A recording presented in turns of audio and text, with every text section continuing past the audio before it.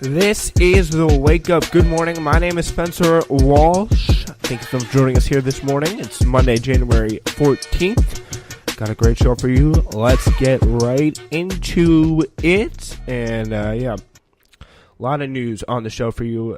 So here's what we got. Right now, the FBI debated whether or not Donald Trump was following direct orders from the Kremlin in the wake of Director James Comey's firing. That includes according to leaked transcripts obtained by a CNN show. The transcripts reveal what was discussed during closed-door congressional interviews of FBI officials with James Baker, then FBI General Counsel, saying the FBI was contemplating whether Trump was acting at the behest of and somehow following directions, somehow executing Russia's will. So that's what they thought was going on there. They thought Russia's will at that time was being executed by Donald Trump. That's what they were trying to investigate. However, he also told the House investigators, this is James Baker, the general counsel, that that was one extreme. The other extreme is the president's completely innocent, and we discussed that too. We need to investigate because we don't know whether, the worst case scenario is possibly true, or the president's totally innocent. We need to get this thing over with so he can move forward with his agenda. New York Times reported Friday that the FBI launched an investigation into whether Trump was working on behalf of Russia. So that kind of contemplates or fills in the entire that covers all their bases, if you know what I mean. So yeah, that is definitely very illuminating on that front, though. So now that we know that this is going on, I don't know what CNN show was the one that obtained it, but still. Definitely is a little scoop there, so that's interesting. Fox News host Jeanine Pirro has retracted her false claim that Nancy Pelosi was partying in Puerto Rico during the government shutdown when the House Speaker was actually in Washington, D.C. Everyone's really confused, I think. All the Republicans are really very confused about where people are right now at this moment. So a lot of people are like, why aren't you... Like, people are saying, why aren't you at the White... Trump was like... I think it was Trump who was like, I haven't left the White House in months, even though last week he was at the border. I've been here for months and months and months. And then now Pierre's like to Pelosi, oh yeah, she's been partying in Puerto Rico, but yeah, she's not partying in Puerto Rico. She's in Washington, D.C. During an interview with President Trump on Saturday night, Pirro implied Pelosi was slacking off while the longest government shutdown in history causes chaos, saying Nancy Pelosi's in Hawaii over the holidays. Now she's in Puerto Rico with a bunch of Democrats and lobbyists enjoying the sun and partying down there. I mean, I'd love to be in Puerto Rico right now, although I'm not a member of the government. But yeah, the real reason why she was down there was because she was seeing Hamilton to help kind of raise the money for the Puerto Rico relief efforts. Although seeing Hamilton is not really that hard work, but she was just out there showing support, which, by the way, is more than what Trump has ever done. So, in the tweet Sunday, Pirro took back the claim without apologizing, writing, during my exclusive interview with President Trump, I said Speaker Pelosi was in Puerto Rico with a bunch of her Democratic colleagues. I based that on numerous reports that turned out to be wrong. The Speaker's office says she'd been in D.C. all weekend, and I take them at their word. Yeah, I sure hope you do. It's unclear whether which reports Pirro was referring to. The articles did say Pelosi was expected to attend the opening night of Hamilton on the island, but no reports said that she was actually in Puerto Rico as a vacation. So yeah, that's what she was doing. She was trying to attend the opening night of Hamilton for the fundraising efforts there. All right, so yeah.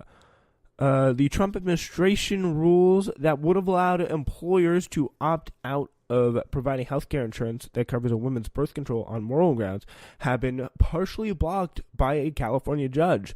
The rules were set to go into effect January 14th and would have overruled an Obamacare requirement for contraceptive coverage if an employer objected for moral or religious reasons, quote unquote, moral or religious. Very immoral reasons, I think we can call it. But still, U.S. District Judge Haywood Gilliam ruled the policy wouldn't come into effect in the states that were challenging it. That's California, Connecticut, Delaware, Hawaii, Illinois, Maryland, Minnesota, New York, North Carolina, Rhode Island, Vermont, Washington, Virginia, and the District of Columbia, California. Attorney General Xavier Becerra, who led the case against the rule, said Today's court ruling stops another attempt by the Trump administration to trample on women's access to basic reproductive care. So that's, again, California, Connecticut, Delaware, Hawaii, Illinois, Maryland, Minnesota, New York, North Carolina, Rhode Island, Vermont, Washington, Virginia, and D-States. So, those are all pretty blue states, and if you're in a red state and you need to get contraceptive care, that sucks for you. That's all I'm going to say there. So, today's back in October 2017, the Trump administration announced it would broaden the existing exemptions and added moral conviction as a basis for opting out of birth control coverage for women. That's when it all started, and that's the rough situation that many women are in, and this is an issue that where the Trump administration has kind of directly caused us to move backwards on for that front, which is very unfortunate. So, yeah. So now to international news. Secretary of State Mike Pompeo has said the escalating fight between President Trump and Turkey won't change his plans to withdraw U.S. troops from Syria. Trump threatened to devastate Turkey economically. This is a direct quote. Should Turkish forces attack U.S.-backed Kurds in Syria once Americans pull out? And I think that's a pretty well-deserved threat. And I would like to see that happen. I think that's kind of the natural move.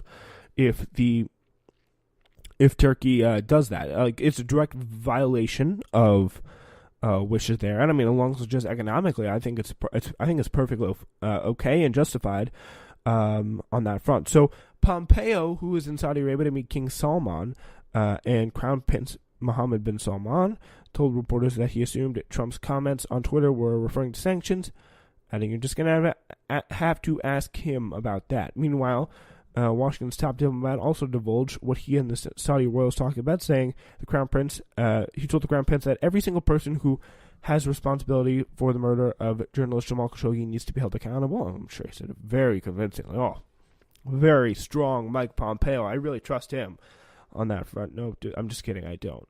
But, NBC News reports that Pompeo spent 35 minutes with King Salman and 45 minutes with the Crown Prince, but had to cut short the rest of his Middle East trip to attend a family funeral. So it's very sad for him. So as we continue to see this kind of Khashoggi narrative fall apart, and we still don't really get any answers for it, Khashoggi's death, from anyone really in charge here, it's tough to know what actually is going to happen. So it's very kind of on pins and needles at this point. So yeah, the chief executive of California's largest electric utility has quit as the company faces bankruptcy and possible criminal charges in the wake of last year's deadly campfire. Geisha Williams, the first Latina chief of a Fortune 500 company, has been in charge of Pacific Gas and Electric since March 2017. But the company was plunged into a crisis after Camp Fire killed at least 85 people in Northern California last year.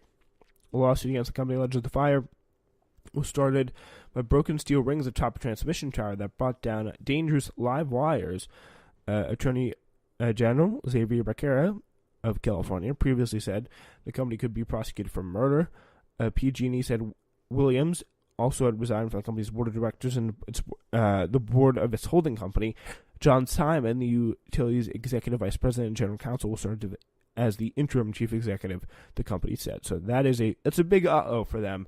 Now that they have their chief resigning, hopefully, she's probably doing good for herself getting out on that, but she should, I hope she will not escape responsibility and liability on that front. So, yeah, let's hope that. So, yeah, now to R. Kelly. He's been frozen out as his label has reportedly frozen him out while he's under criminal investigation. Will not release any new music from him or put money behind any of his projects until cops decide whether or not to prosecute the singer.